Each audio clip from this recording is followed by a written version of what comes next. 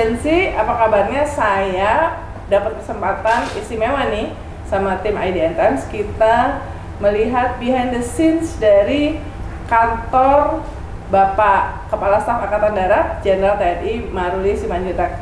Halo Pak Kasat, apa kabar? Baik. Ini kita namanya ini ngeluruk ya. Wah, ada bocoran nih. Schedule tim Platnas tryout. Banyak. Disposisinya banyak.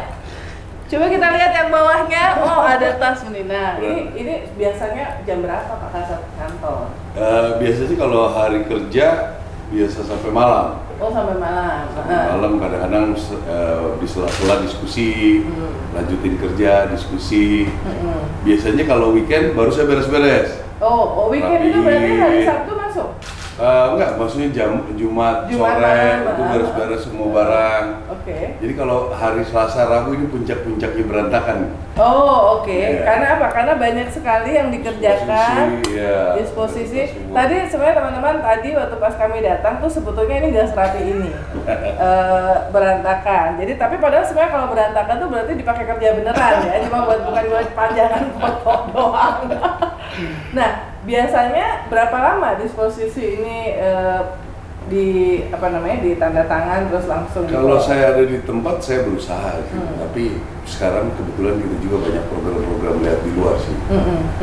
Jadi memang semua juga kontrol itu penting banget. Bagaimana juga berkomunikasi langsung itu masih sangat berpengaruh buat anggota kita. Jadi kalau sudah kayak begitu bisa 3 hari kita tinggal kantor. Karena Indonesia itu demikian luas, kita juga kalau berangkat itu kita berusaha di 3 titik lah minimal sekali berangkat. Oke. Nah ini ada laptop, ini pajangan atau beneran dipakai semua pajangan? Buat biasanya, ini ya? Sekarang itu saya bilang sama teman-teman, gimana teknik untuk jadi pinter itu mudah zaman sekarang. Oke. Jadi toko-toko tinggal nyalain aja YouTube-nya. Kita sambil kerja kita dengar. Oh iya benar. Jadi multitasking ya. Ya. Makanya ada ini. Ini dulu saya punya juga ini Pak Kasat. Ya. Ini biasanya kalau buat kita live pakai handphone ya. Pokoknya kita buat. Ya.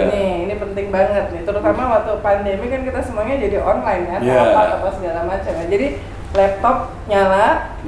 Terutama kalau kita lagi jadi pembicara, yang ini kita dengerin. Pernah sampai berapa layar? Wah, kita nggak bisa banyak-banyak sih. Biasanya kalau pusat pengendalian banyak. Kalau gini-gini sih nggak terlalu lah. Paling handphone biar yakin kalau nyala kelihatan. Ini juga bisa bunyi, ini sambil kerja. Oh, oke. Kalau pagi tuh datang minumannya apa? Yang langsung di order apa? Kopi. Iya, selalu. Kopi hitam. Kopi hitam. Pahit ya. Ada spesifik yang kopi yang disukai nggak? Saya nggak bisa kopi saset. Saya harus kopi yang ditubruk ya, kopi tubruk dari daerah gitu semua. Jadi favoritnya dari daerah mana kopinya? Wah, banyak lah, karena kita punya teman-teman kan dari Aceh, dari ini banyak, saya selalu dapat kopi bagus. Oh, oke. Jadi kalau ke warung saya nggak bisa lagi dah. Oh, oke. Karena kita udah kopinya langsung dari daerah. Arabica atau Robusta? Arabica. Wah, itu yang penikmat kopi sejati itu minumnya Arabica, soalnya keasamannya tinggi ya. Nah ini terakhir, apa yang sekarang paling mengganggu pemikiran Pak Kasat nih? Banyak ya, kalau di Angkatan Darat secara internal kan kita harus terus update tentang latihan, bagaimana operasi kita. Kan kami yang menyiapkan operasi di Papua. Dan juga peacekeeping dan lain sebagainya, itu terus kami update. Nah, kebetulan karena sistem kerja kita teritori banyak di daerah, ya kita melihat banyak sekali yang mungkin kita bisa ikut membantu meningkatkan kesejahteraan masyarakat. Ya ada beberapa program yang terus kita update. Tentunya mungkin yang sering dikenal saya ngurus air ke sanitasi air persawahan. Sekarang kita buka lagi agro, kita banyak lah, peternakan juga kita coba. Ya sebetulnya tidak memerlukan waktu banyak buat sayanya, tapi si pelaku lapangannya itu yang perlu waktu banyak. Jadi saya sebetulnya bisa fokus ke tentang TNI Angkatan Darat. Nah, yang soal pangan, pertanian ini juga ada yang kritik juga, ngapain sih TNI ngurus-ngurusin pangan? Bahkan sekarang Santi berapa? 24.000 tamtama ya, yang akan mengurusi ya. Kenapa kok akhirnya harus TNI? Ya, sekarang kalau pertanyaannya siapa yang bisa melakukan? Paling tidak, sebenarnya secara perbandingan jumlah personil kita juga Angkatan Darat Indonesia itu minim.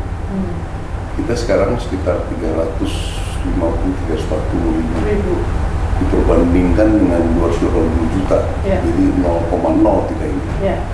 Jadi kalau ada sesuatu hal, ya kita mungkin akan sulit.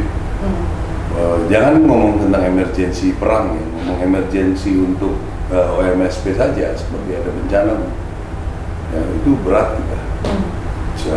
Tentang pengamanan presiden, misalnya kunjungan, itu kalau misalnya selama dari bertugas di Kodam Udayana di Flores itu, kita harus ekspor banyak dari Bali dari Kupang di BKO kan ke sana gitu.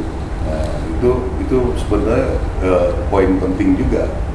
Nah, selama kita melengkapi ini, kenapa kita tidak pergunakan itu juga? Kalau memang mampu membiayai latihan, Bu, kita latihan tiap hari, ayo. Ya, sekarang kita kalau misalnya lebih banyak terjun, lebih banyak nembak, kita pasti jagoan. Tapi kan kita juga punya batas itu. Kami sudah di tentara. Kenapa tidak lakukan itu? Kalau kita tarik lagi ke konsep utama kita, ya memang pertahanan kita sudah senior-senior kita bilang dari dulu sudah pelajari, harus total war. Kalau kita membuat pertahanan di Indonesia demikian luas, kita nggak akan mampu. Eropa yang segitu aja, itu anggarannya bisa berapa persen? Kita seluas ini anggarannya segitu persen. Makanya kita harus tahu. Nah, itu juga jadi sejalan dengan konsep-konsep itu. Kalau kita nggak bimbing mereka juga untuk bekerja, nyatanya sampai sekarang masih harus kita juga jadi pelopornya untuk bidang-bidang pertanian, air. Ya, kenapa nggak digunakan, itu aja sih sebetulnya. Pak Kasat, yang Tamtama ini, yang untuk pangan ini, apakah rekrut baru atau yang sudah ada? Itu nanti kita mix ya, nggak mungkin juga kita semua total rekrut ya. Nanti kan komandan batalionnya ada danki-dankinya. Nanti di dalam organisasi juga ada hierarkinya, mungkin ada komandan regunya, komandan peletonnya. Itu kita cari yang senior. Terakhir banget, kan karena Undang-Undang TNI sudah disahkan, jadi sudah ada 14 posisi yang boleh diduduki oleh TNI aktif. Kita sebenarnya saya pengen tahu tuh, kalau misalnya ada anggota TNI yang sudah kalau yang sekarang jadi Dirjen Bea Cukai itu kan baru nonaktif sesudah dijadikan Dirjen Bea Cukai, tapi sebelumnya itu prosesnya gimana? Apakah itu usulan dari TNI Angkatan Darat atau dari TNI atau permintaan dari user atau gimana? Pertama tentang 14 itu, kalau tidak salah 12 atau 13 itu memang sudah dari dulu sebetulnya. Sudah ada. Jadi sudah memang kita kan tentara, yang di Sekretariat Presiden sama jaksa. Jaksa juga tidak ada, Bu. Itu kan cuma pengamanan, Perpres dia, bukan jabatan di situ. Cuma sekarang dibuat di undang-undang ini supaya legalitasnya jelas sebetulnya. Itu. Jadi apa tadi mau bicara gimana yang ngusulin? Yang ngusulin ini. Misalnya tiba-tiba ada departemen atau presiden bilang kita butuh posisi eselon 1 di sini atau di komisaris atau direksi BUMN dari TNI. Terus lalu TNI yang kemudian menyodorkan. Kalau ditanya mungkin lebih baik tanyanya Mabes TNI, Bu ya. Tapi kalau menurut yang saya lihat, ini ada hal satu job yang dinamikanya cukup tinggi, yang memerlukan orang yang sekarakter dengan ini gitu. Itu yang saya lihat gitu. Karena supaya jangan ada intervensi lagi lah, supaya ya lebih komit lah. Itu kan cara menilai orang yang kenapa udahlah kasih tentara dulu gitu. Itu yang mungkin untuk beberapa posisi ya, termasuk Dirjen Bea Cukai ya. Dirjen Bea Cukai bukan Kan dia juga Betul, TNI. Bea Cukai. Purnawirawan. Purnawirawan. Purnawirawannya Oh. sudah ditunjuk jadi Dirjen Bea Cukai. Enggak ya? Dia purnawirawan dulu baru dulu. Purnawirawan Oh, oke. dulu. Iya. Bukan ini kan masih aktif mengundurkan Oke. diri. Oh, yang sebelumnya masih aktif yang waktu di Rut Bulog ya? Iya. Iya. Di Rut Bulog. Iya. Terus kemudian mengundurkan diri ya? Mengundurkan diri, iya. Oke. Oke. Jadi kalau sebelum tidur ngapain? Kasar. Akhir banget. Kadang-kadang ya gitu dengerin apa aja. Dengar kebijakan presiden, kebijakan siapa. Update berita ya? Update beritanya gitu aja. Misalnya, kalau dulu kan kita biasanya ke berita-berita yang cepat ya. Sekarang sudah lebih di YouTube. Ya kalau membosankan nih kita matiin aja.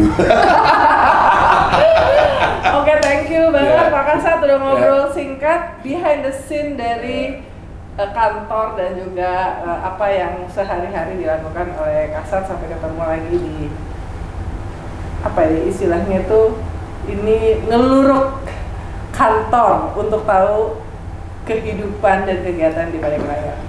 Selamat. Ya, makasih. Ya.